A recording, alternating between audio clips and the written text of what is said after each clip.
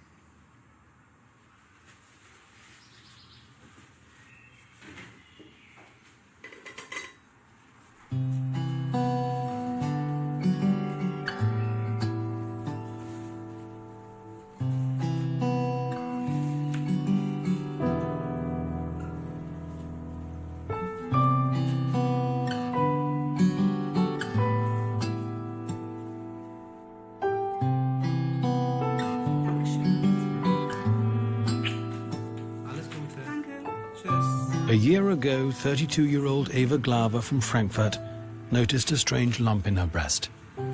Her suspicions were soon confirmed. It was a malignant tumor. Eine Brustamputation ist als erstes gemacht worden. Dann habe ich eine Chemotherapie gemacht, 6 Stück. Ich bin bestrahlt worden über 6 Wochen hinweg und bekomme 18 Mal Antikörper. Dann ist es hoffentlich vorbei für immer und ich muss das nie wieder machen.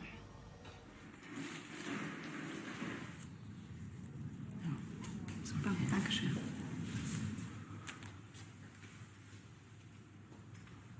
Wie haben Sie die Infusion vertragen heute? Eigentlich ganz gut bisher. Ja? Ja. Ich war beim Gynäkologen diese Woche zum Ultraschall der Brust. Okay. Und das ist in Ordnung auch. Sind weiterhin diese anscheinend gutartigen Veränderungen vorhanden. Was haben Sie gesagt? Sie haben zystische Veränderungen in der rechten Brust. Auch, ja. In der rechten Brust. Ja.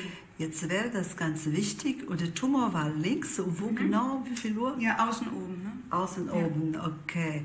Das wäre ganz wichtig, dass Sie achten darauf, welche Deos Sie benutzen. Also ich würde darauf achten, welche Zusatzstoffe da drin sind. Und was wichtig ist, dass da kein Aluminium dabei ist. Aluminium. Ja, richtig. Sofort wegwerfen und ein neues Sie besorgen, weil Sie schon Tumor hatten. Und dann haben Sie auch diese zystische Veränderungen in der anderen Brust. Okay. Da würde ich kein Risiko eingehen. Gut, mache ich. Okay.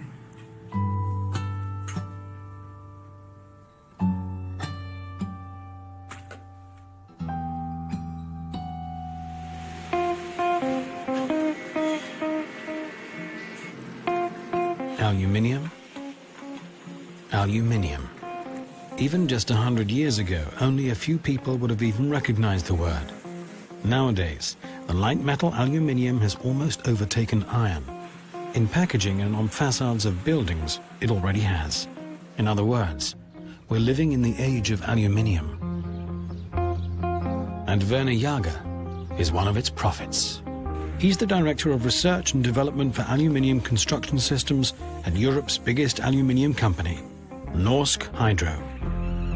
Aluminium as such is a very charming and a very exciting material, because with this kind of properties you have really all opportunities in hand. You can really make from the very beginning of an idea till the very end. We call it cradle to cradle, everything possible with one material. The bandwidth, the application width of aluminium is fascinating.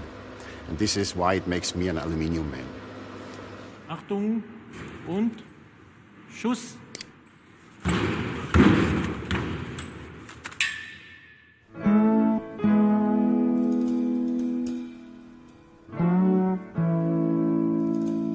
Aluminium is far more than just another working material and is used in a wide range of products, toothpaste for example.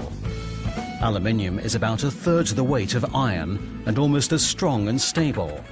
Aluminium can be put into any shape, does not rust, and is an excellent conductor of heat and electricity. Perfect properties for the metal of the modern age.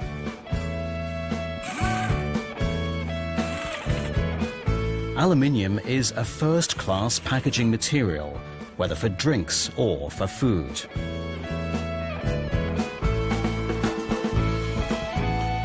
Aluminium has no taste and is light-proof, a highly decorative little piece of luxury to brighten up our day.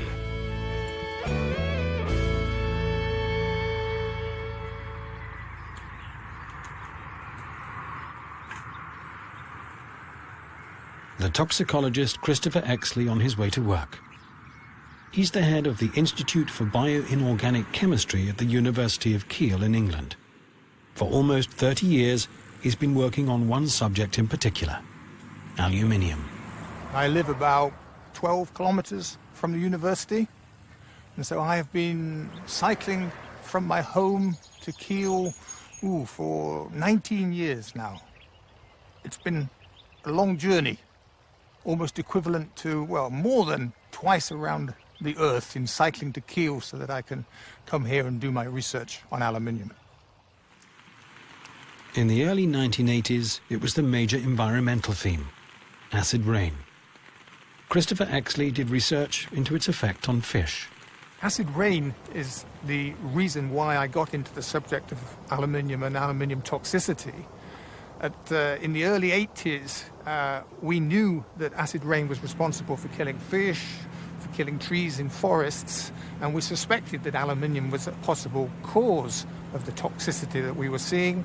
So I began to investigate the toxicity of aluminium in salmon. Water is normally aluminium-free. Christopher Exley found out that acid in rainwater releases amounts of aluminium from the earth. Tiny amounts, but enough to kill fish.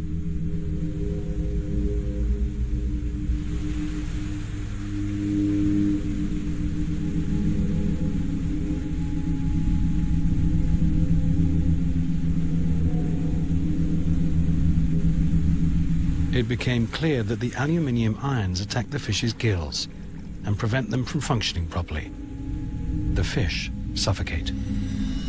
When you see how aluminium impacts upon a small salmon, it's actually quite a devastating thing.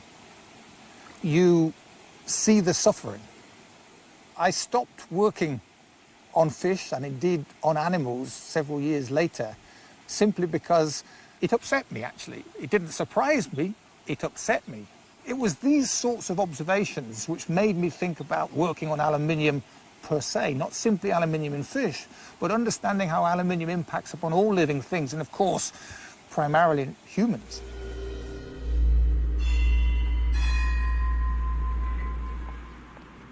Eva Glaver is working as a midwife again and is making a home visit.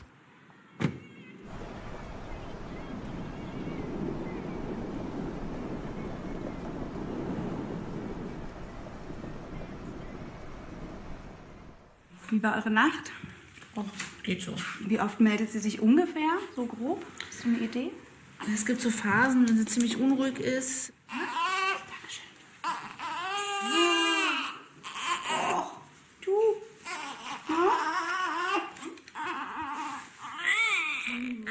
Ich habe 7 Jahre am Stück auf Rufbereitschaft gelebt.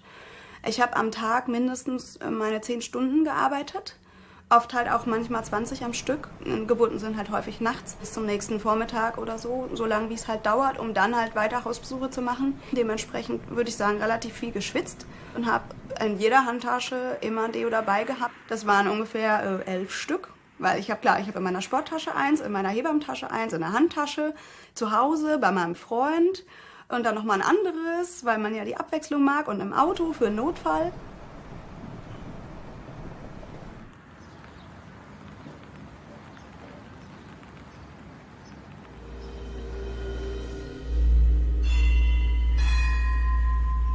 The oncologist Philippa Dabra conducts research into causes of breast cancer. She investigated why such an unusual proportion of tumours develop in the area around the armpits. Studies done in the 1930s and 40s showed that there was 30% of breast cancers in this region. Now we have nearly 60% in this region. So something's going on beyond the ordinary explanation of there being more tissue in that region. And of course another possible explanation is that this is the region where chemicals are being applied under the breast. Dabra's first hunch was that it had to do with the so-called parabens contained in many cosmetic products. Then I realised that within those cosmetics was aluminium used as an antiperspirant, and that was added at quite high levels. And so the exposure was an issue, and I wanted to know whether aluminium could get into the human breast. Then she began a study comparing women with and without breast cancer. You can draw from non-pregnant women a very small amount of fluid from the nipple with a breast pump. This is called a nipple aspirate fluid. And if you take those samples from women with breast cancer and women without breast cancer, you can measure the content of things in those two samples. And we found higher levels of aluminium in the nipple aspirate fluids from women with breast cancer.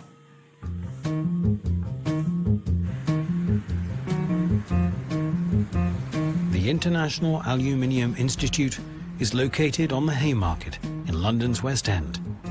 It lobbies on behalf of the aluminium industry. Here we meet the toxicologist Nicholas Priest, who's been commissioned by the industry to investigate the safety of aluminium. If there's good evidence of toxicity, then I'd be the first person to turn around and say, don't use it. Okay? But I can't find any. There isn't any systematic evidence to show toxicity at sorts of levels which people are exposed to. And people don't put huge quantities of aluminium under their armpits. You know, it's quite small. Most of it flakes off. Most of it comes on the clothes. The amount which actually gets absorbed into the body is a fraction of 1%.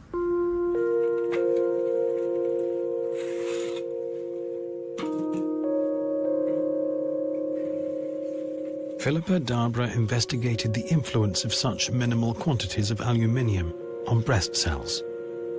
Over a period of a year, she monitored alterations in living cells in the presence of aluminium.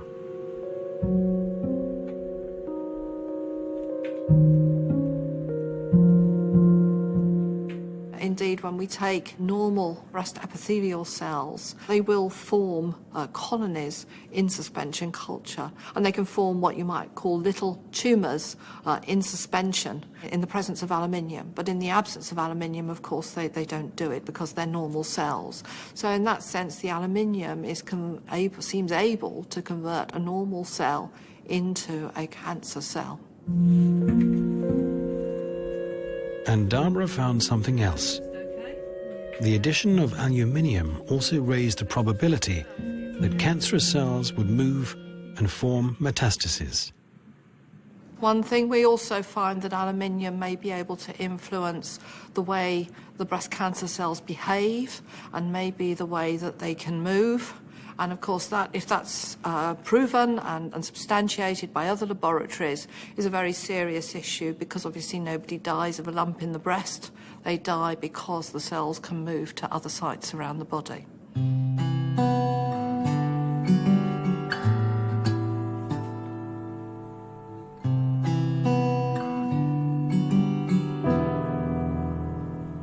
Ich habe die Chemotherapie für mich immer als Freund gesehen. Mir war klar, dass das ein großes Gift ist und dass ich meinem Körper da echt was mit antue. Aber ich habe dem versucht immer zu sagen, okay, komm, das machst du jetzt, das schaffst du. Was halt auch echt scheiße war, war erstmal der Verdacht auf Metastasen in der Leber. Also dieses Abschließen mit dem Leben ist irgendwie...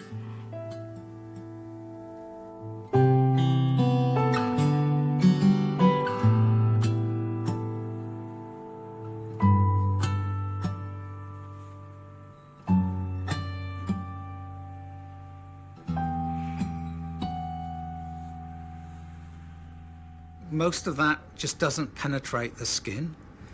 There's some issue that if you shaved under your arms and you damage the skin, that you could get more aluminium going in, but again, it's the levels which you could imagine being transferred to the body are so small compared with any levels which we think are toxic. A good 2/3 of all deodorants contain aluminium compounds. The aluminium reacts with the skin cells and blocks them, stopping the perspiration.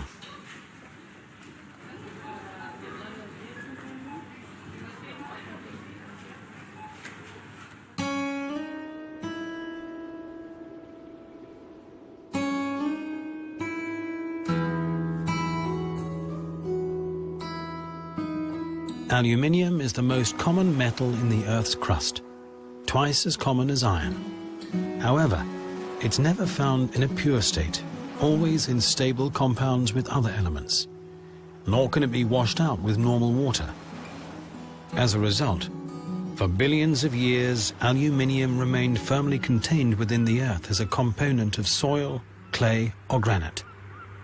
The Earth that we're standing on is made of primarily aluminium, silicon, and oxygen. So the Earth's crust, which is that layer which surrounds the whole of the Earth, is aluminium, silicon, and oxygen. So aluminium is ubiquitous. It is everywhere.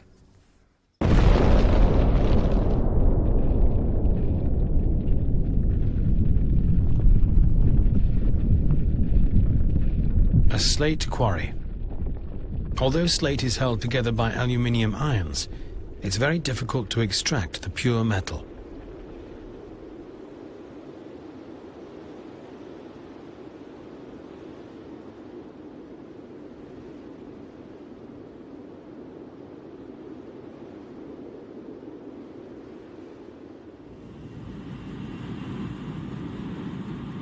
Bauxite is the only form of stone that contains concentrations of aluminium so high to make extraction profitable.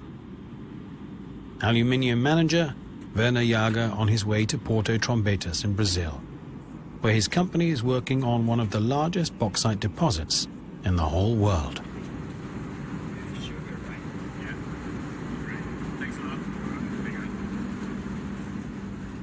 Norsk is one of the 3 most integrated aluminium companies worldwide. Between the different areas, bauxite mining, producing of aluminium in the smelter, and producing products out of it. We have a lot of advantages to have this kind of interaction between the different areas. High-grade bauxite is only found in the rainforest areas.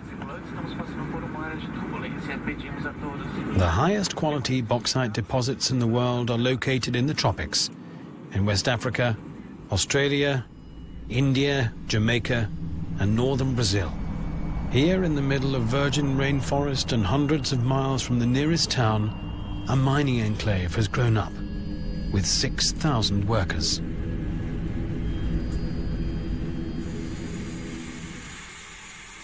One cannot even leave the road without the company's express permission.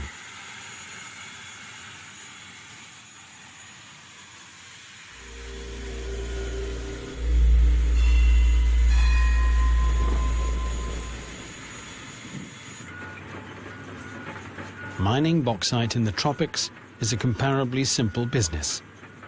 By contrast with Europe, where the ore has to be extracted from the depths of the earth, here it lies only a few meters under the ground.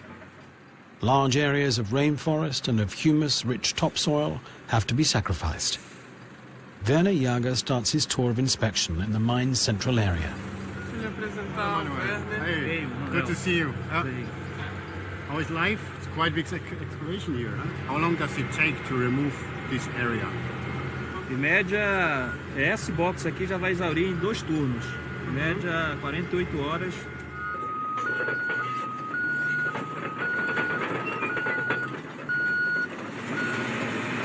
The bauxite lies 6 meters underneath the forest floor.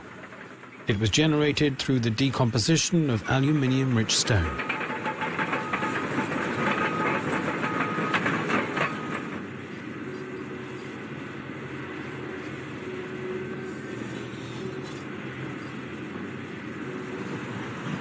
The mining area has expanded rapidly, particularly since the introduction of 3-shift round-the-clock mining.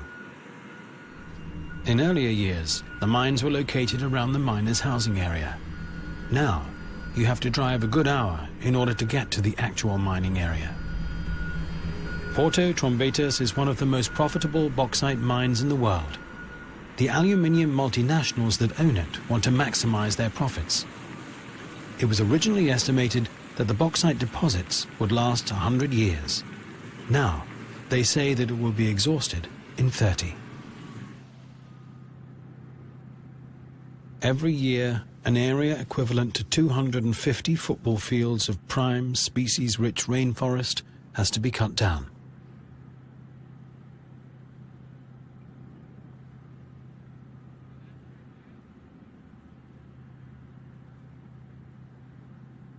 To some extent, it's an issue to remove the rainforest and then to reforest afterwards again. But on the other hand, you get a high quality of bauxite, which is definitely much more value than you have low-grade bauxite in other opportunities.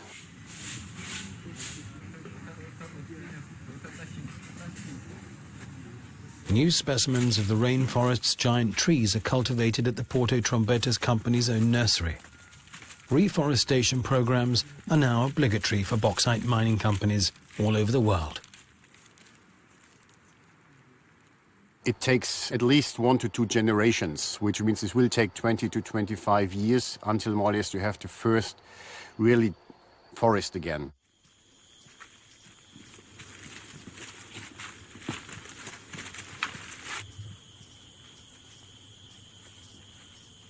In only 3 decades' time, it will all be green again.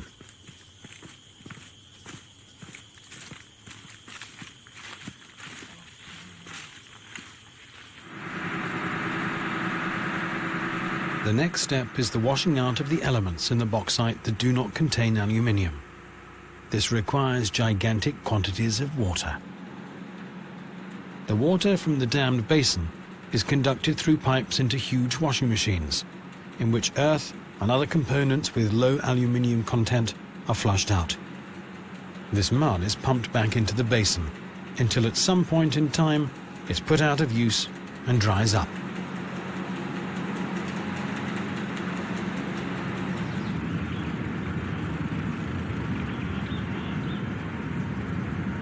Almost every day a bauxite freighter leaves the docks at Porto Trombetas. One freighter can carry 70,000 tons, enough to fill more than 3,000 lorries. It's heading for the Atlantic coast, about 900 kilometers away.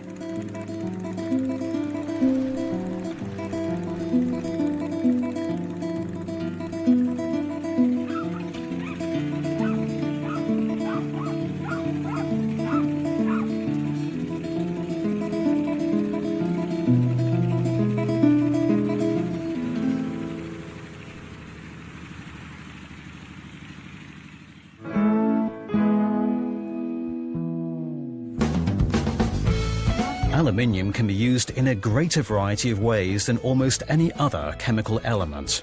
It closes the pores of the skin, promotes the formation of emulsions, and regulates the consistency and texture of creams and lotions. Alu capsules keep coffee fresh and preserve the aroma. Aluminium foil seals yogurt cartons tightly and keeps milk packaging and medicine stable and light-proof. In heartburn tablets, aluminium ions neutralize pH values by reacting with the gastric acids. No other chemical element is so versatile. Aluminium is the metal of the modern age.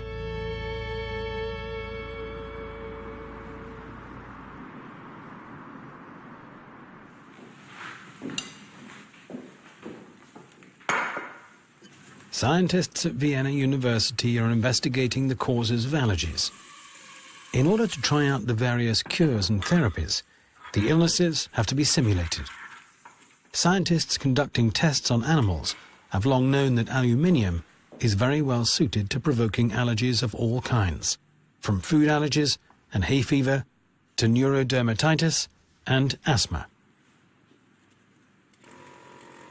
Aluminium wird standardmäßig für die Allergieerzeugung in Modell Versuchen verwendet. In dieser Hinsicht ist also Aluminium oder speziell das Aluminiumhydroxid, das wir verwenden, eine sehr gute Substanz, um Allergien im Tiermodell sozusagen nachzustellen.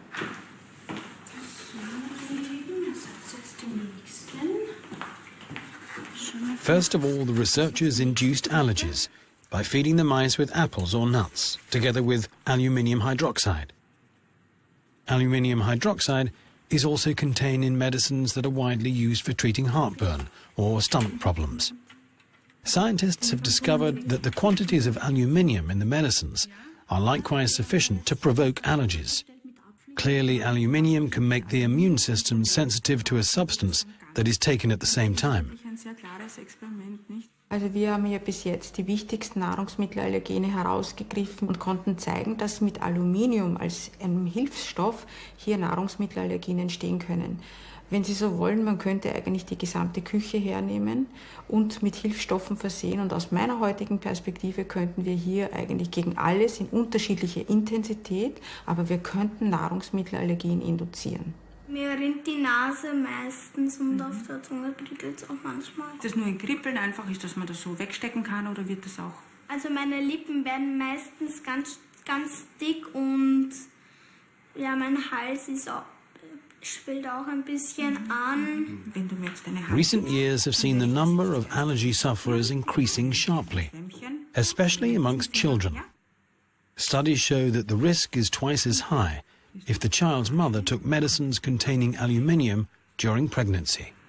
Darf ich kurz fragen, Ihre Frau in der Schwangerschaft, ist das alles so gut verlaufen? Also eigentlich bis auf das, dass sie von Zeit zu Zeit halt irgendwie Sodbrennen gehabt hat und halt so Mittel dagegen nehmen musste, war es eigentlich komplett unproblematisch. Okay. Und das ist ein ganz heikles Thema, weil in der Schwangerschaft natürlich durch den Zwerchfellhochstand Sodbrennen entsteht. Heute werden sehr hochpotente Medikamente gegeben, die die Schwangeren dann über längere Zeit nehmen.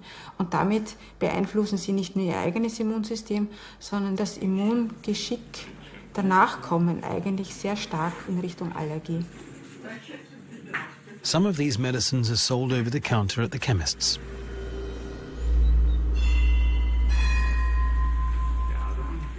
Herwig Holzer was for many years head of the Department for Kidney Illnesses at the Medical University of Graz. He recalls a disturbing phenomenon that had been observed in dialysis stations all over the world. Es war in den 70er Jahren so, dass wir sehr schwerwiegende neurologische, inadäquate Fälle beobachtet haben. Die haben schwere Ausfallserscheinungen, Sprachstörungen, Bewegungsstörungen gehabt. Und erstaunlich, besonders bei jungen Menschen sind Schlaganfall-ähnliche, Alzheimer-ähnliche Bilder entstanden. After intensive investigations, the cause was finally found. It was all related to certain new medicines for kidney patients that were similar in composition to the medication against heartburn. Wir haben dann, wie wir das Problem erkannt haben, Aluminiumhydroxid sofort abgesetzt, wobei die neurologischen Defizite sich nicht gebessert haben. Es ist eben das Problem gewesen, dass das Aluminium schon im Gehirn war und dort seine toxische Wirkung dann weiter verbreitet hat, sodass Remissionen nicht mehr beobachtet wurden. Over a number of years, the chartered accountant Günter Perol began to suffer from an increasing number of inexplicable mental blackouts. At first, his wife Graziella thought it must be some kind of burnout or depression. But after a while, Günter Perol had to give up his work. Nee, die nicht. Das waren ja die Kappen, die wir weggeschnitten haben. Pardon. Die waren wieder weg. Da drauf. Angefangen hat das, mich mit dem Auto noch gefahren bin. Nee, mit dem Fahrrad. Und dann schon mal nicht gleich direkt runtergefahren bin auf dem Nebensteig. Ne? Da habe ich schon gemerkt, irgendwie fahre ich falsch. Ne? Das war nicht richtig, wie ich da gefahren bin. Oder später, wie ich auch mit dem Auto gefahren bin, dann bin ich auch schon mal über den Bürgersteig rübergefahren und irgendwas stimmte nicht. Finally, the neurologist became suspicious and decided to send Günter Perol for a clock test, the standard test for Alzheimer's. Herr Parol, bitte. In 2. Sie sehen wie einen leeren Kreis und füllen den aus. Ja? Machen Sie eine Uhr draus aus diesem Kreis. Das ist im Kreis muss ich ja hier was draufzeigen. 12. Fangen wir damit an, das ist immer am einfachsten. Wo ist die 12? Sie wissen auch wahrscheinlich doch noch irgendwie, wo die steht. Oben. Ja. Hier, 12. Ja, und dann kommen die anderen Ziffern. 6, 7, 8, 9. Jetzt muss da noch eine Uhrzeit aufgezeigt werden, ja? Dann steht 10 nach 11. 10 nach 11 jetzt. 10 nach 11. Was steht hier so? Na, das passt nicht, das geht nicht. Nee, ne? Nee, das stimmt nicht. 10 nach 11 muss ja hier sein, weiter. Also die Uhr hat ja immer 2 Zeiger, einen großen und kleinen, und die stehen auf 10 nach 11. Oder wie? Hier in dem? Ja. 11 müsste ja... Ne, das ist ja 11. Nee. Weiß ich nicht. Weiß ich nicht. Gut. Tun wir das zur Seite. Jetzt ist es wirklich sehr gravierend. Also die Orientierung ist so, also wir waren jetzt aus dem Urlaub zurück und er fand sich die ersten Tage hier in der Wohnung absolut nicht zurecht. Er stand im Flur und sagte, wo muss ich jetzt hin? Wie komme ich ins Schlafzimmer? Wie komme ich ins Bad? Günter Parol always exercised great restraint in his use of medicine, except with his pills against heartburn. Wir kennen uns ja schon seit 28 Jahren und seitdem nimmt mein Mann dieses Mittel. Also vielleicht sogar ja noch früher, ne? Bevor wir uns kennengelernt haben. Ja, rückblickend, das weiß ich gar nicht mehr von der Zeit her. Ja, also auf jeden Fall über 25, 28 Jahre. Ne? Bin ich mal gespannt. So, was steht denn da? Bei langfristiger Einnahme hoher Dosen, schau mal, kann es zu Aluminiumeinlagerungen vor allem in das Nerven- und Knochengewebe kommen. Dies kann zu Hirnschädigungen, guck mal, in Klammern steht sogar Demenz, und Blutarmut führen. Ach du Schande. Deshalb sollten bei ungenügender Nierenleistung und langfristiger Einnahme die Aluminiumspiegel regelmäßig kontrolliert werden. Ja, wer kontrolliert denn seinen Aluminiumspiegel? Also, das haben wir ja auch nicht gemacht. Nee. The spokesman of the European Medicines Agency sees no reason for action to be taken. Eigentlich ganz zu oberst von der Gebrauchsinformation von diesen Präparaten steht, dieses Präparat soll nicht längere Zeit eingenommen werden. Und wenn es länger eingenommen wird, ist unbedingt den Arzt aufzusuchen. Also eine Langzeitverabreichung ohne ärztliche Betreuung ist eigentlich hier so gut wie ausgeschlossen. Und man darf auch nicht vergessen, wir haben ja auch noch den Apotheker, den Pharmazeuten, der dieses Präparat abgibt und auch hier eine Aufklärungspflicht hat und auf diese Warnhinweise hinweisen muss. So, das haben wir nie erfahren. Auch nicht in der besten Apotheke. Nicht. Nee, das stimmt, ja, wirklich. Ja. Nein, wir sind also nie darauf hingewiesen worden.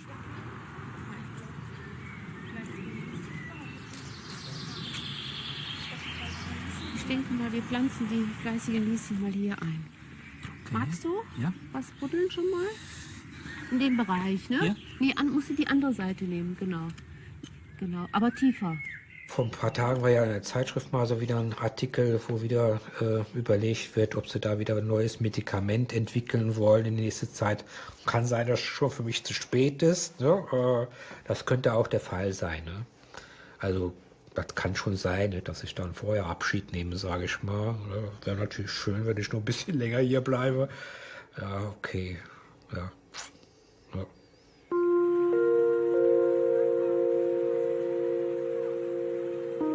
Of all the elements found in abundance on Earth, aluminium is the only one that is not used by living beings and is not necessary for any biological function. In terms of evolution, that is extremely unusual, as nature in principle always uses whatever is available for some kind of positive purpose.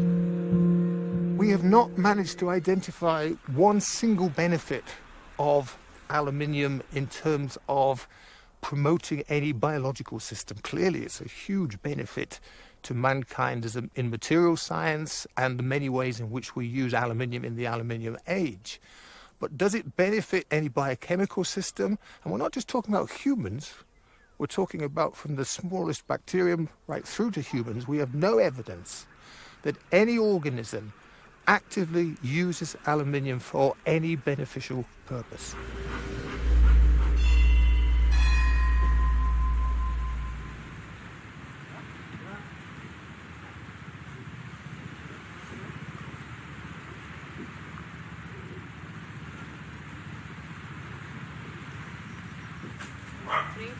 A fishing village in Barcarena, in the Amazon basin in Brazil.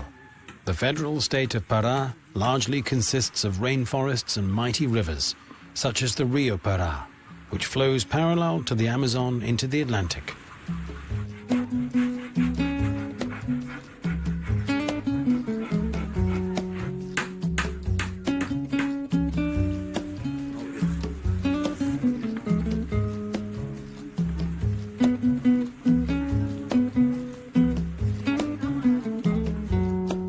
The river is where the local population live, and also is their source of food.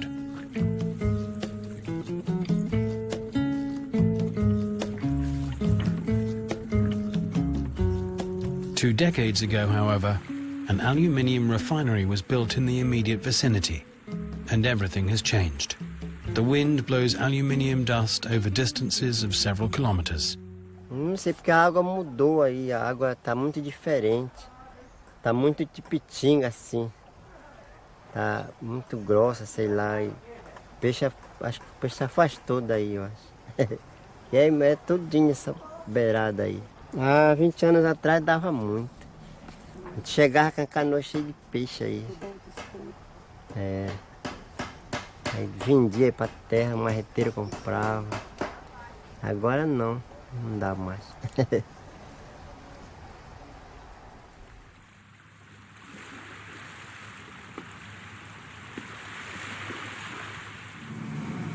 This is my company. This is the biggest alumina plant in the world. We have a capacity to produce more than 6 million tons per year. 6 million tons per year. 6 million tons per year.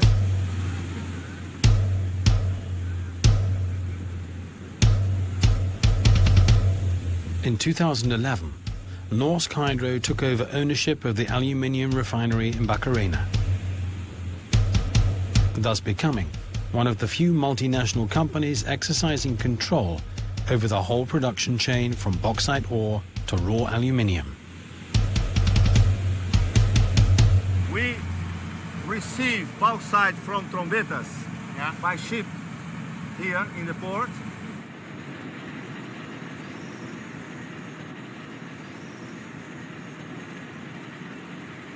At the docks, the bauxite is given a second fine grinding.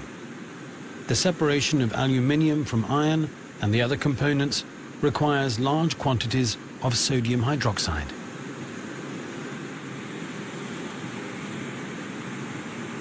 This chemical, also known as caustic soda, is the strongest one of its kind, and it is feared by the staff. Caustic soda releases bauxite's aluminium-rich components to form the so-called rich liquid. The aluminium hydroxide settles at the bottom of the tall silos. As much as possible of the caustic soda is siphoned off and used again.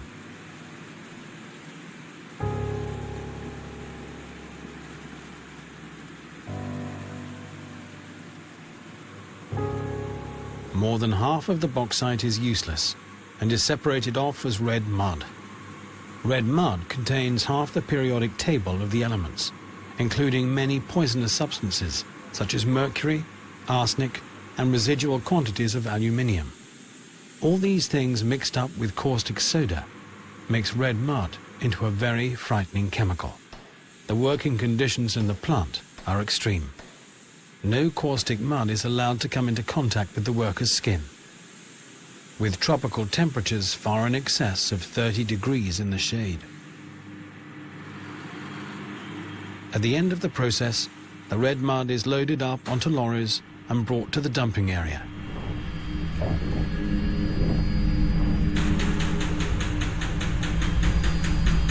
This disposal site is located next to the refinery and takes up twice as much space.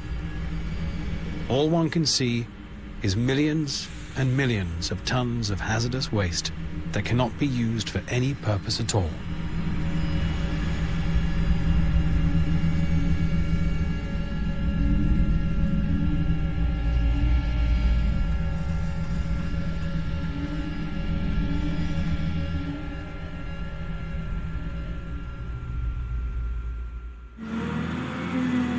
What looks like snow is aluminium hydroxide. It is used in many cosmetic products and forms of medication. It can be used to turn liquids into gels, to reinforce the effectiveness of vaccines, or to provoke allergies in animal experiments. The refinery's most important export product, however, is aluminium oxide, which is turned into a fine white powder by being fired at 1300 degrees centigrade. The majority of this is exported as a raw material to be cast and made into the light metal familiar to us as aluminium.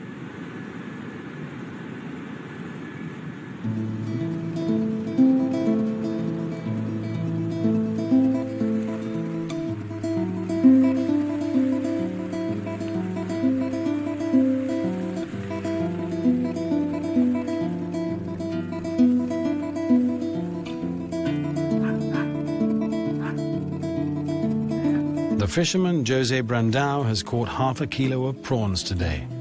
That's just enough for lunch for his family.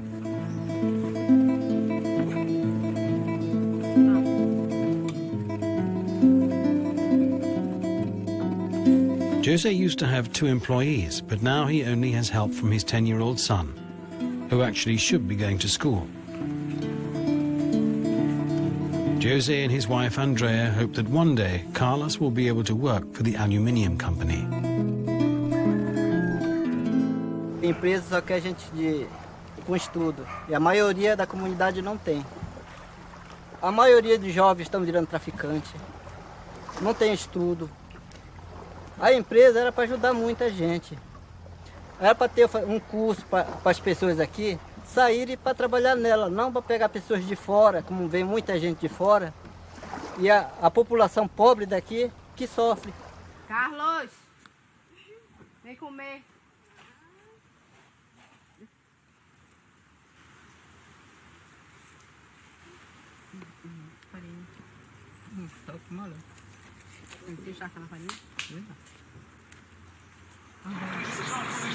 In the last 20 years, Barcarena has tripled in population. The sleepy little provincial backwater now has 150,000 inhabitants.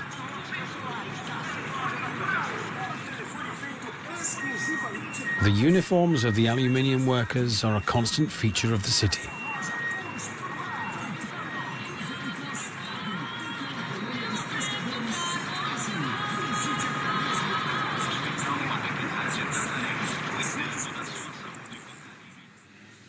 It is quiet and peaceful in the areas where the managers live, and there is a high level of security.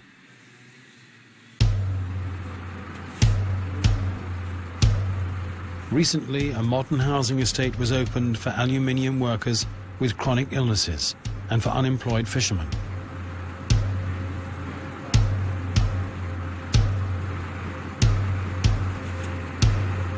O médico disse, olha, para de jogar bola, não anda de bicicleta, e eu perguntei por quê, doutor? É que poderia quebrar os meus ossos com facilidade. E recentemente, tá 3 meses, eu quebrei a minha perna, tá aqui, tem 7 pinos aqui, ó. Não consigo dormir, estou de cabeça constante. Quando eu me acordo de manhã, eu estou mais cansado do que quando eu deitei. Queimei 60% do corpo, vapor com condensado, né, mas misturado também com produto químico, né? Ele vem contaminado, entendeu? E ultimamente vivo assim, dessa maneira. Eu vivo medicamentos que eu tomo. Esse é medicamento, quer dizer, para mim dormir, tem medicamento que até aqui tarja preta, fura por aqui para mim. 34 anos. Você está aposentado. Aí Aí eu fiquei se aposentado. Pelo um lado seria bom, mas e pelo outro não. Como é que eles vão aposentar um cara com 37 anos, com 34 anos? Então é porque o negócio é sério. Eu tenho 29 anos. Em maio eu fiz 5 anos de empregado. E é difícil para mim hoje virar as costas, largar isso para trás, sabendo que eu adoeci lá dentro. Eles levam as melhores e a gente fica sempre vai ficar com as doenças. Isso tem uma empresa, um matador humano aí. Se vocês estão gravando e quiserem levar para ele escutar, eu estou chamando de bandido para ele e eu falo. We confronted the company management with these accusations. A spokesman for Hydro admitted that the workers were indeed exposed to various negative factors, such as chemicals, heat or noise. However, they added that Hydro had only been the majority holder in the company since February 2011 and was just in the process of introducing a comprehensive security system. The management was looking forward to bringing about a significant reduction in health risks for their staff.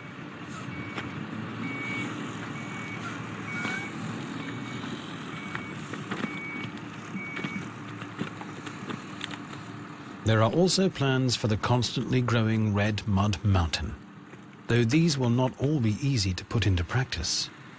One way to use the red mud is, for instance, that you use it for roadworks, to have these ground pavements made of it. Also realized has been to make bricks or tiles out of it.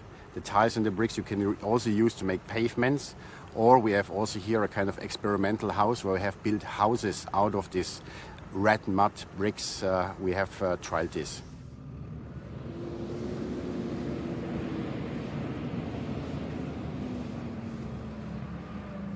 You extract all remaining liquid, which occurs time by time, including when rain falls. You extract the whole liquid, which contains, of course, this caustic soda. You treat this, you recycle whatever is possible from the caustic soda, and even here, out of the deposit, you bring back recycled caustic soda into the refinery and into the aluminium plant.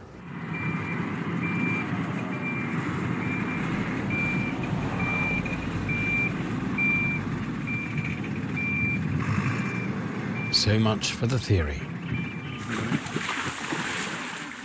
For the people who live in the surrounding villages, water has an entirely different significance. They swim and wash in it. They drink it and they use it for cooking, as they have done for many generations.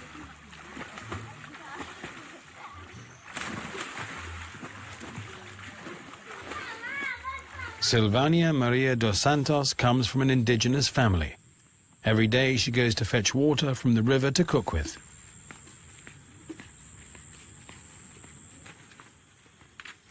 There are no mains water pipes here, and only very few can afford to buy drinking water from the supermarket.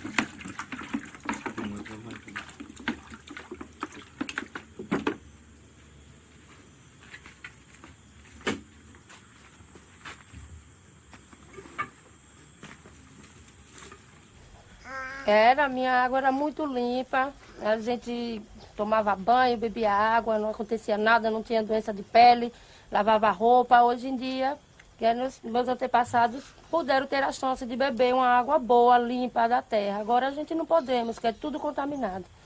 É que eles estão com o corpo todo estourando, mal da água. Mas como a gente toma banho, aí a gente fica com o corpo todo coçando, ou então fica pinicando, como quem a gente passou pimenta nos lábios do corpo da gente. E a gente precisa dessa água. Então a gente dependemos disso, porque a gente não tem condições de comprar água mineral. Vieram somente para contaminar nossos rios.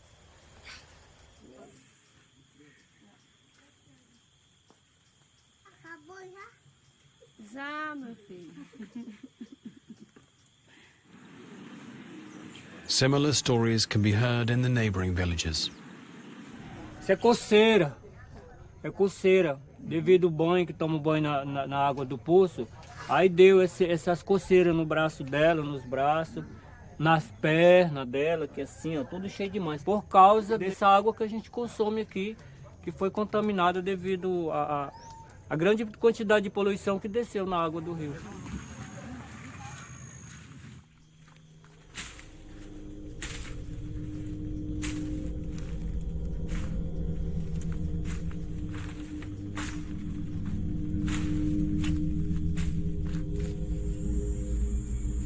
The premises of the aluminium factory are not far from the village.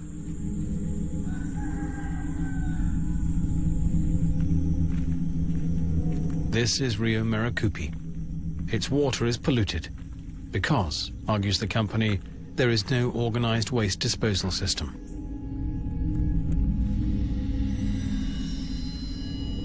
Finally, we find ourselves at the back of the red mud dumping site. 3 years ago, the basin overflowed after heavy rain, and the mud flooded the land. The company managers regret that the accident happened. Now they say stricter security regulations are in force. Nós estamos sofrendo grande dano, tanto pelo solo como pelo ar, porque se você pega a poeira, essa poeira joga em cima das árvores, em cima das casas no plantio, chove e essa poeira das árvores desce para o solo. E se você tem uma infiltração dessa, de uma bacia grande dessa pelo solo, você pode ter certeza que todo o lençol freático está contaminado aqui da nossa região.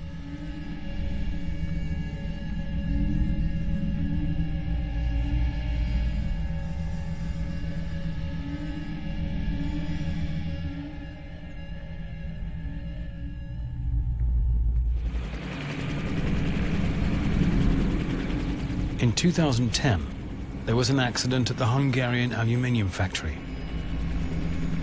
when red mud of just this kind got out of control. The result was one of Europe's worst ever environmental disasters. On the premises of the aluminium factory of Oika, a dam holding up a huge red mud reservoir burst. A 1 meter high wave of sludge poured out and rolled towards the small town of Device. Hardly any of the inhabitants knew that this red liquid was not water, but highly caustic sodium hydroxide. Istvan Benko from the local television station instinctively grabbed his camera when the flooding entered the area where he lived. The street became a torrent. Finally, Benko reached safety on the terrace of his house. This is footage taken by his wife. Only when he got to the bathroom did Benko notice that this was no normal mud. The caustic lye had actually dissolved his socks. A neighbor had fallen over and was covered from head to foot in sludge. The fire brigade took both of them to the hospital.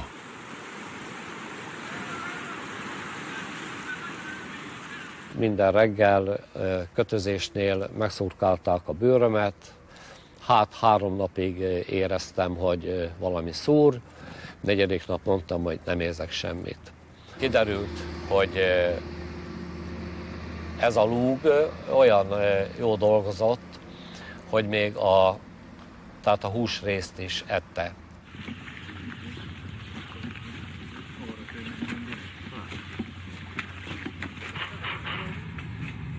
The place hit worst was the neighboring village of Kolontar. Josef Fuchs has come to visit the ruins of his family farmhouse.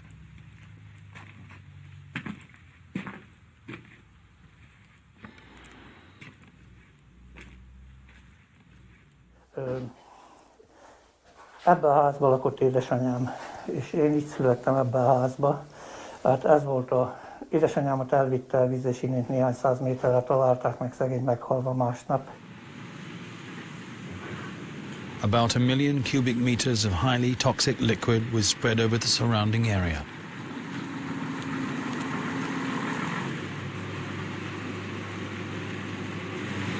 Ten people died, and more than 100 had to be taken to clinics, suffering from serious chemical burns. Those numbers take no account of the long-term effects. A year later, the part of the town where Istvan Benko's house stood has disappeared entirely. Magát a bontást sem néztem meg, mert hát végtelen szomorúság fogott volna el, mikor látom, hogy egy életmunkáját egy fél óra alatt összedöntik.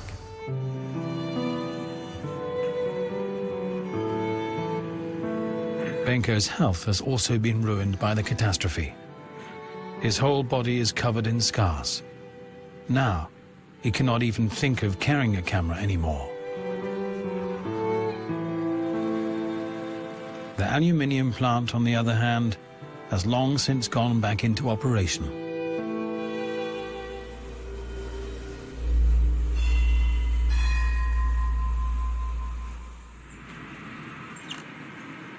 The aluminium powder from Brazil has arrived in Germany, at the industrial docks of Neuss-Düsseldorf. This is where the final round of the production process takes place.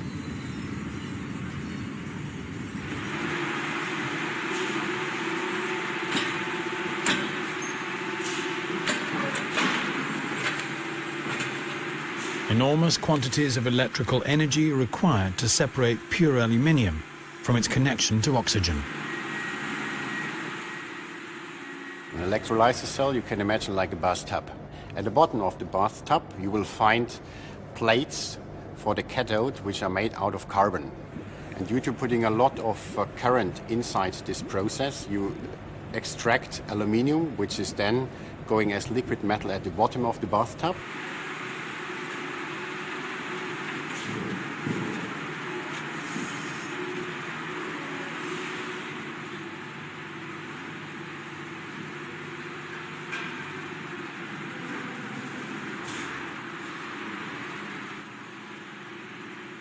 When you compare us with steel, we take roughly 10 times more energy than 1 kilogram of steel. In Germany, here at the location in Neuss, energy is roughly around 45% of our production costs. When I look at smelters outside of Europe, for them, the cost for supply of current, of electrical energy is just 30%. The production of aluminium requires 10 times as much energy as the production of steel. The energy is then contained within the metal, which is why liquid aluminium is so extremely explosive.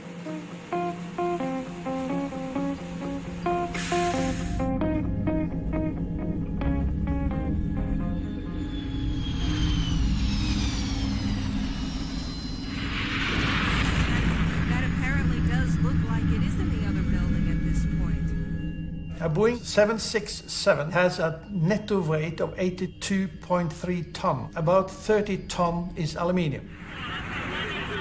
As the Norwegian expert explains, this is why the Twin Towers caved in with such spectacular speed. Aluminium is not dangerous at all. Aluminium turns to be dangerous when it becomes molten. Shortly before the structural collapse, the aluminium in the wrecked aircraft had reached such a high temperature that it melted. Some of the films which we are shown is showing that molten aluminium is coming out of the window and streaming down, and the temperature is very high, and my guess is around 800 to 900 degrees C. The melt is going down the stairs and go down to the next floor and meet water of the sprinkler device, which we know were in every room in that building. The explosions before the collapse prompted the wildest conspiracy theories. But if you're familiar with the properties of aluminium, explained Simonsen, there is no mystery about what happened.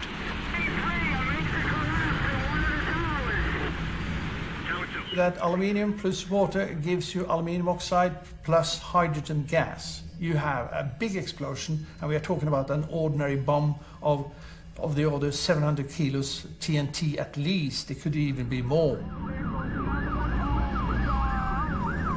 The official government report on the collapse of the Twin Towers does not mention aluminium a single time.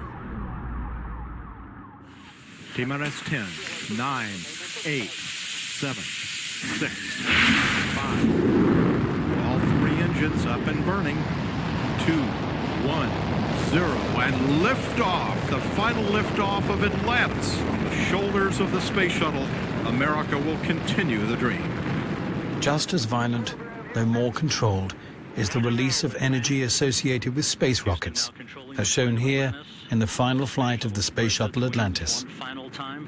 Aluminium has been used for years as rocket fuel because of its high energy density. 4 seconds into the flight, roll program complete. Atlantis now heads down.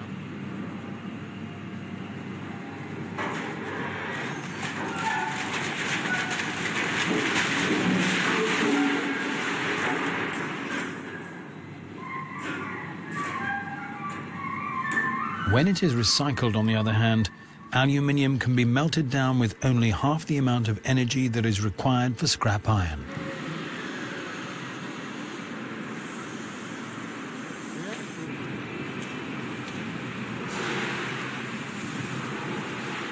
Aluminium is a very precious metal.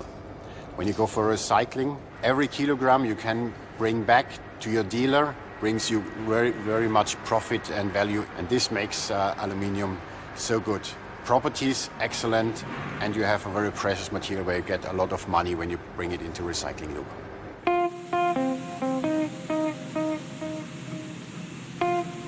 Every step in the production process multiplies the value of the original material by 5. From bauxite to the oxide powder, and then on to the metal bars that can be used to make any shapes or sheet thickness required. Increasingly, the most costly and environmentally unfriendly production phase is carried out in developing countries.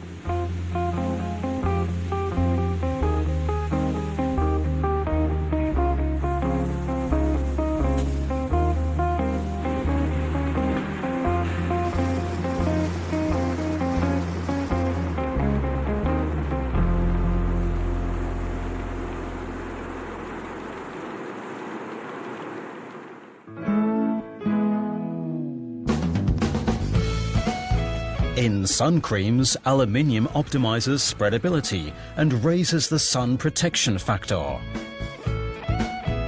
Aluminium compounds are ideal for cleaning swimming pools because they react with particles suspended in the water and make them form flakes.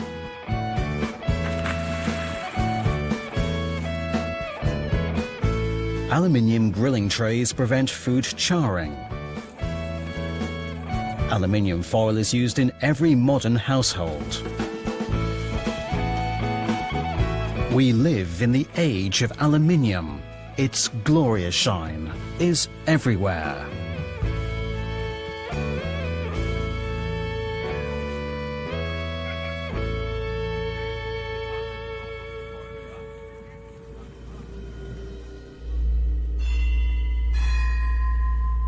Because surface water is usually dirtier than groundwater, it is often cleaned with the help of aluminium compounds.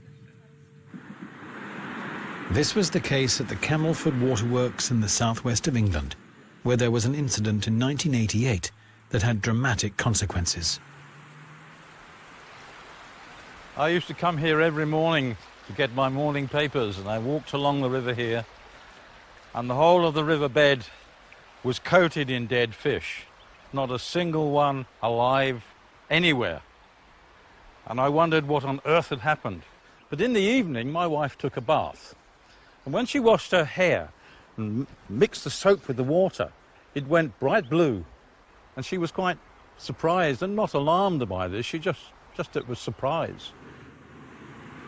It happened Wednesday night. We didn't get to know anything about it until Thursday lunchtime. By then, it's, you know, we had a cup of coffee in the morning. It tasted bad, but we thought it could have been, you know, it could be anything. It stained the flannels. Couldn't clean your teeth because you put toothpaste in your mouth and it all foamed up. At the time, there was some talk at the waterworks of a little technical problem. The water is perfectly safe, even for drinking, although the palatability of it means that people won't be drinking it. It is safe for all general purposes, although I will stress that 1 or 2 people will find it a skin irritant.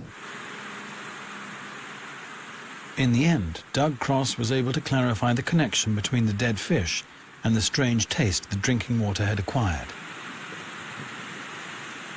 When I came down in the morning, there were dead fish here, but not upstream, above the weir. So the pollution that got into the river could not have come down the river like this. It started here. And then someone said up the road here, they were emptying the water mains onto the road during the night, flushing them into the river on the other side of the bridge. And that is what killed the fish. In other words, our drinking water was poisonous. After a number of weeks, representatives of the waterworks finally made a statement about what had actually happened. A lorry driver had discharged a load of aluminium sulfate into the wrong tank, and the contaminated drinking water flowed on into the district water mains. When the mistake was noticed, the works management simply let the aluminium water run off into the river, which explains why the fish died. The biologist Doug Cross took charge of the local initiative. What we need to know now is what is the long-term effect on people. And I think, in fact, that there's been a certain amount of negligence in following this up. All the evidence available has not been collected. He and his wife Carol were also among those who drank contaminated water. Although we did everything we could to avoid the water, we must have drunk a substantial amount because it's stored in the top tank in the roof here of this house, which is where we lived. And then my wife began to complain of the arthritis getting very bad. Her sort of illness was relatively mild at the time. Many people were far worse. People told me they had been driving their cars and they had bad memories, and they would stop suddenly in the side of the road and think, where was I going? And why am I on this side of the road? I'm on the wrong side of the road. Things like this became common. Then I started getting phone calls from farmers. One farmer says, I had 40 lambs in a field with a water pipe from the tank, from the town. And another field, next field, I had 200 more with a natural spring. And all those in the natural spring field were fine. But 10 out of the 40 with drinking tap water died. And then people told me about the similar problems with cows. When you hear of animals dying, big animals, and then somebody says, oh, well, it doesn't affect humans, you know that they're lying. In 2003, 15 years after the incident, Doug Cross noticed worrying changes in his wife Carol's behaviour. Well, the first thing that was obvious was that she was having difficulty in the shop. When they asked for the money, she would just give them a random amount of money and smile, and she didn't know if it's the right amount or not. And eventually, then I noticed she was buying the same thing over and over again. So I had to take charge of that. She'd made some wonderful paintings on stones and very fine artwork, craft work, very detailed, and gradually the quality fell and then she just gave it up. She could no longer do it. She became extremely weak and gradually she lost everything. And she said to me one day, will you look after me? And I didn't understand what she was meaning, what she meant. Only afterwards did I realise what the issue was.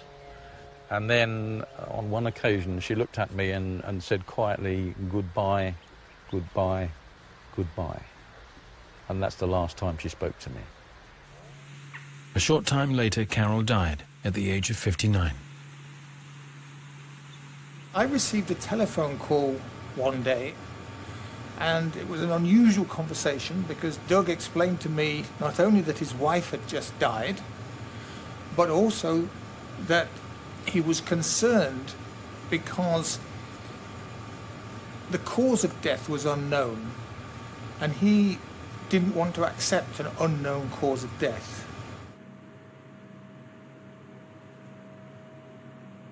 On instructions from the forensic medicine authorities, Christopher Exley took a sample from Carol Cross's brain. He conducted an analysis and checked up on the aluminium content.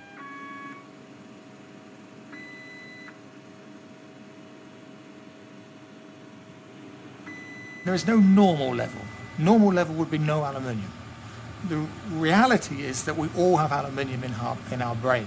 Something like 1 or 2 micrograms of aluminium per gram of tissue dry weight. What we have found, for example, in certain cases of Alzheimer's disease, is that this figure might be as high as 4, 5 or 6. In one of the samples from Mrs. Cross's brain, we found 23 micrograms per gram dry weight, which is almost unheard of, one of the highest levels that we have ever measured, and we have probably measured more brains and aluminium contents of human brains than probably any other group in the world.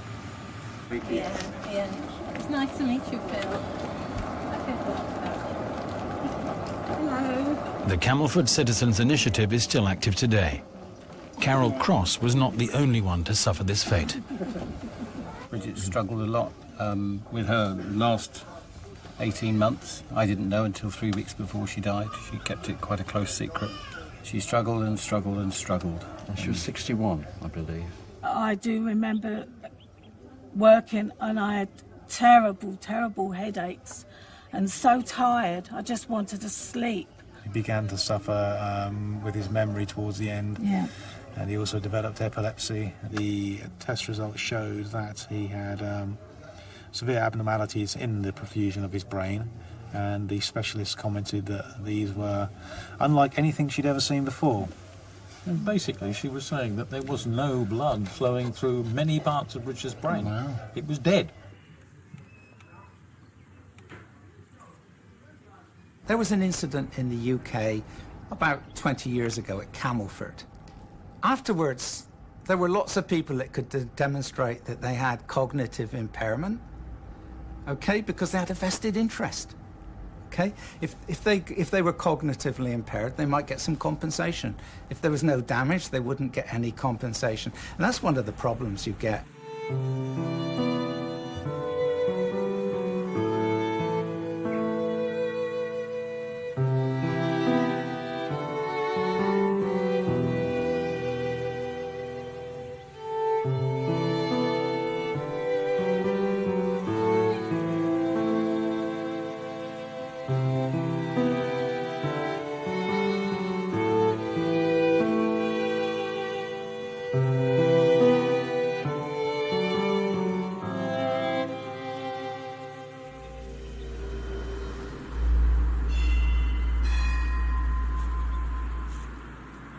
Aluminium is used for the preparation of drinking water at many locations in Europe. In the Ruhr industrial area, for instance, it's used in the form of aluminium chloride, which reacts with the particles of dirt. Once it has been treated, the water flows into the filter basins, where the aluminium particles settle at the bottom of the tank. If necessary, the water is cleaned a second time at the waterworks.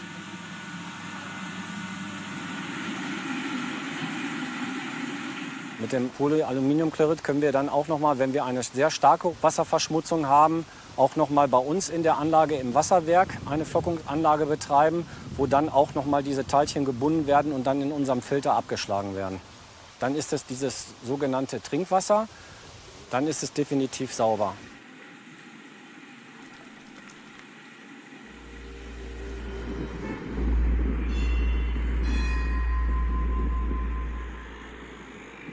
Drinking water is also purified with the help of aluminium in many parts of France.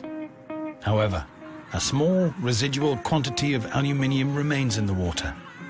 Scientists from Bordeaux University conducted a 15-year study to establish whether this is a danger for the residents in the various water districts.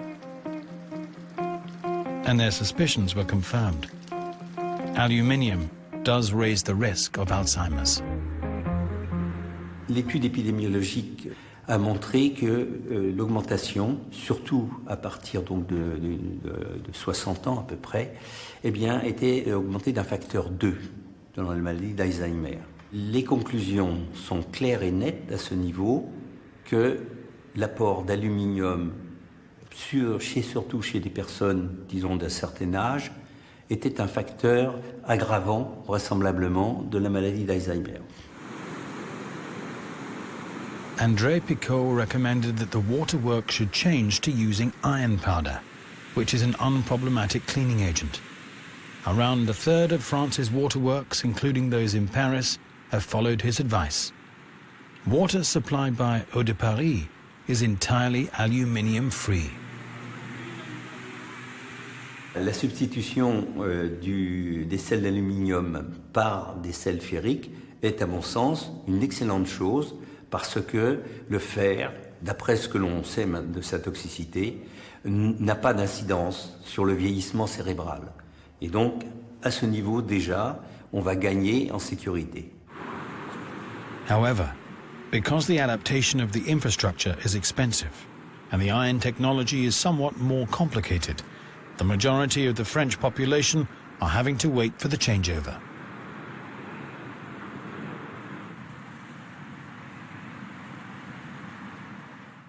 Three years ago, the dentist Gerhard Breuer from Berlin was diagnosed with Alzheimer's. Simple, everyday tasks now present major challenges for him and his partner Birgit. So, jetzt müssen wir uns mal überlegen, was wir kochen wollen am Wochenende. Ich habe gerade nachgeguckt, wir haben noch von dem Pesto. Ja. Sollen wir da einen Salat dazu machen und einfach ein paar Nudeln? Ja, erstens mal Und dann für morgen Lammfilets. Weißt du, dass die wir haben? Ja. Ja, wunderbar. Meinst du, du kriegst das hin? Ich schreibe dir das mal auf. Den Laden finde ich. Den Laden findest du ja, aber findest Und du ich auch weiß- das Lammfilet? Na ja, allerdings, wenn sie es haben. Und für Lolle brauchen wir Würstchen. Komm gesund wieder. Schauen wir mal.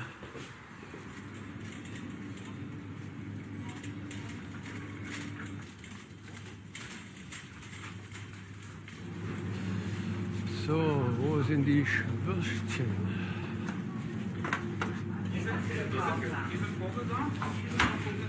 Ich finde die Würstchen nicht.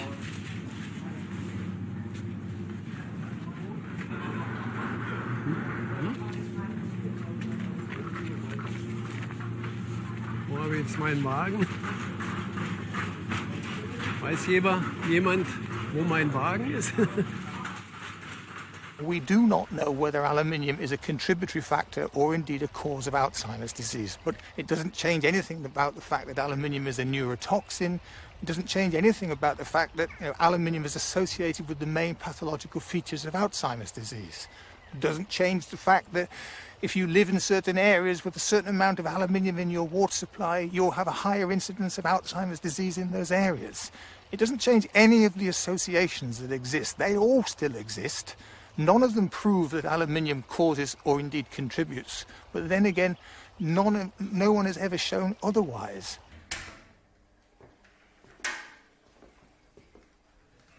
Gerhard Breuer shows us the dental practice where he spent his working life.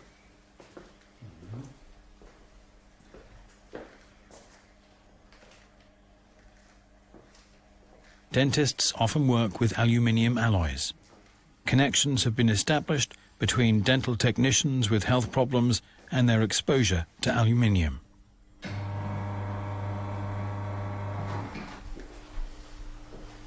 Three years ago, Gerhard Breuer had to close his practice. Since then, many things have become unfamiliar to him.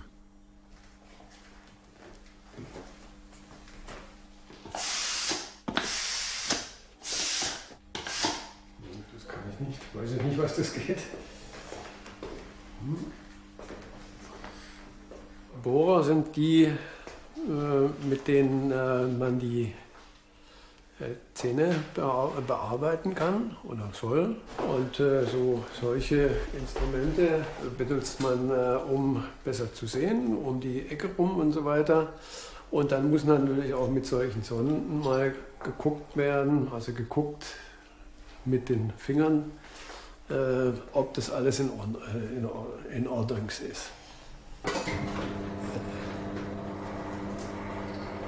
Sonst geht es wohl höher. Ne? Man weiß ja nicht, was dann daraus kam. Ne? Also, das ist jetzt auch müßig zu gucken, was hat er da im Hirn oder so. Das könnte man natürlich gucken, aber dann sollte man nicht machen, dann ist man auch tot.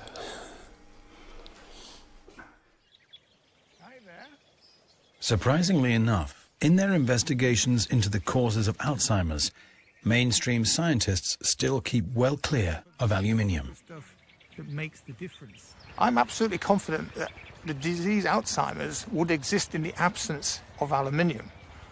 But would it occur so young in people? In other words, perhaps you'd have to live to 150 in the absence of aluminium. Or would it be as aggressive? Perhaps it would be much less aggressive and it wouldn't be so debilitating, and some people's lives would not be so poor in the period from when they're diagnosed up until when they die. To a large extent, people now think, oh, well, it's a dead issue. Aluminium is not really a health problem. Christopher Exley does not share this view at all. Research into aluminium has been stopped on purpose. Because that has happened, we're not even close to having answers to many of these questions on aluminium and human health.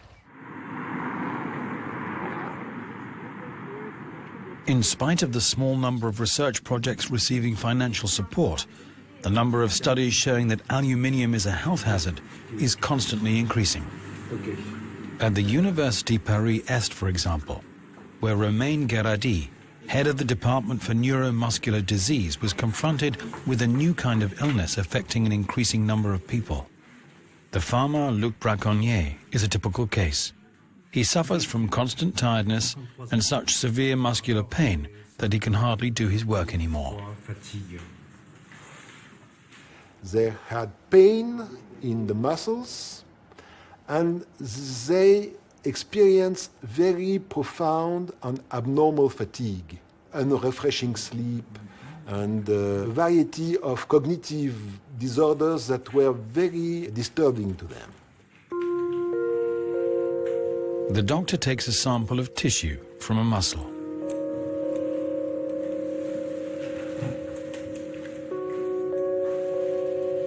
At first, the findings are puzzling. The inflamed parts of the muscle contain huge numbers of macrophages, the scavenger cells of the immune system. We made electron microscopy. We found inclusions of unknown nature in the macrophages. We first believed that it was calcium, but calcium staining remained negative. And finally, we sent a sample to biophysics departments, and they only said to us, it appears to be aluminium. We do not know why it is an aluminium, but it is aluminium.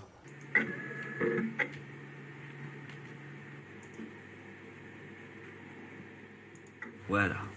Et vous voyez ici cette cellule, c'est le macrophage avec les inclusions d'aluminium dedans. Aluminium is added to vaccines to make them more effective.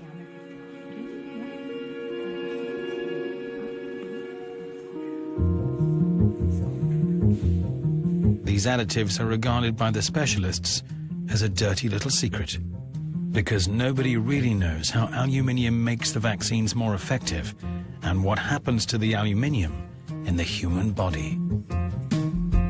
Everybody thought it was eliminated promptly after injection in the urine.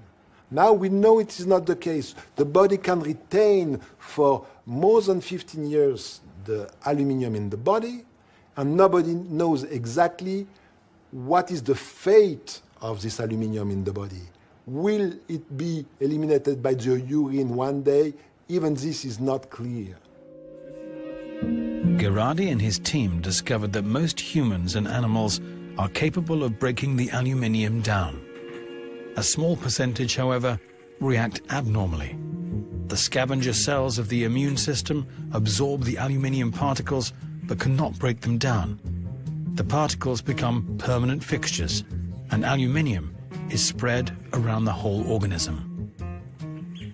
A part of particles escape from the injected muscle and disseminate throughout the body and can enter to distant sites after circulation for months and months in the blood circulation, and penetrate progressively in distal organs such as spleen, but also liver, and at the end, very lately and very slowly, into the brain.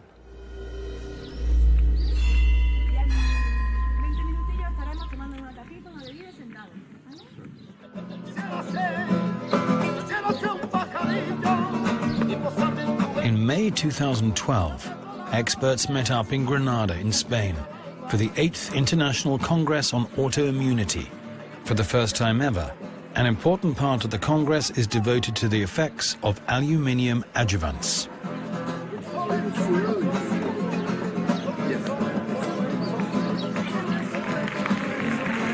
The president of the Congress is the Israeli immunologist Yehuda Schoenfeld. Thank you very much, the family of autoimmunity. He recognizes the importance of his colleagues' research. To welcome you to the biggest... This is the biggest autoimmunity meeting ever. It has 2,300 participants. And we have 2 or 3 sessions dedicated to the issue of adjuvants. It's a combination of magnesium carbonate and aluminium hydroxide. Can cause autoimmune phenomena or autoimmune diseases. But there's very little doubt that aluminum is a neurotoxin. And it does quite a range of things, impairment of memory, cognition, and psychomotor control. Understanding the way aluminium works is the answer to understanding its effectiveness. Inert mineral particles can enter the brain using a Trojan horse mechanism. This is very important. It is the first time that it can be demonstrated for sure that particles of aluminium can penetrate the brain as a whole particle, still coated with the aluminium coat. To many of those attending these sessions, it was a novel information. Our role as organizers of this meeting is to spread information, because little knowledge is dangerous. We do not condemn vaccine. We do not want to abolish vaccine, but I wish and I pray that I would know who is susceptible and who is not, to avoid the use of aluminium. The conference came to the conclusion that producers of vaccines should invest in the development of aluminium-free alternatives, but the EU authorities see no urgent need for action. Ich glaube, es ist nicht Aufgabe einer Arzneimittelbehörde, Druck zu machen, zumindest nicht dann Druck zu machen, wenn es keine akute Gefährdung gibt. Und aus unserer Sicht gibt es derzeit keine akute Gefährdung mit Aluminiumhydroxid und daher stellt sich wirklich die Frage, woher sollten wir Druck machen? Back in Frankfurt, Eva is throwing a party for her friends. It is now a year since she completed her chemotherapy.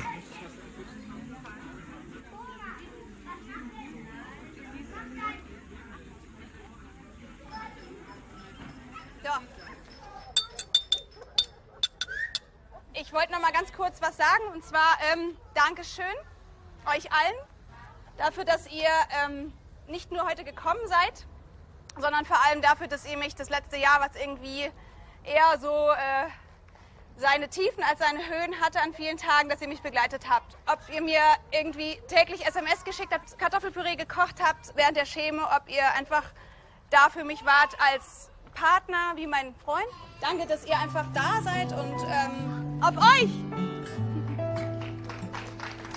Tschüss!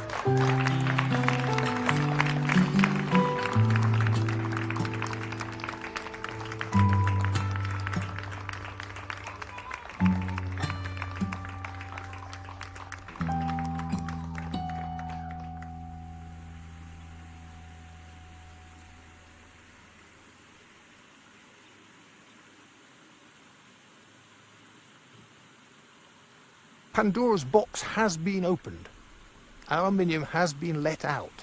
So how is this going to impact on future life on Earth? Well, the first indications are not great, and we need to try to solve that problem. We need to learn how to live in the aluminium age, which is not going to go away in the near future, without the consequences or possible consequences of this increasing body burden of aluminium, the increasing incidence of possible aluminium-related disease.